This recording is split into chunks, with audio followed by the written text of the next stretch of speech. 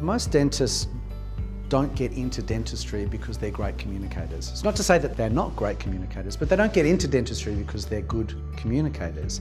Most of the time they get into dentistry because they're great with their hands and they're very creative and they love the combination of science and caring for other people, but communication tends not to be a strong skill that dentists possess. However, it is a skill that they can develop and that they can get better at.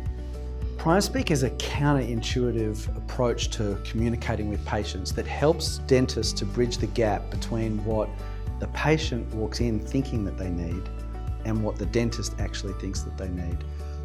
Primespeak is a unique communications approach that supports dentists and their teams to create more long-lasting and stronger relationships with their patients, whilst at the same time influencing patients towards choosing more optimum dentistry. The foundations of Primespeak can apply to front office coordinators and dental assistants, hygienists and therapists, but mainly the focus and the biggest difference it can make is to dentists. Ultimately, what we really want to do at Primespeak is take the stress away from complex interactions that dentists have with their patients. Ultimately, they just want to do what's best for the patient, but often the patient doesn't realise how much work is required.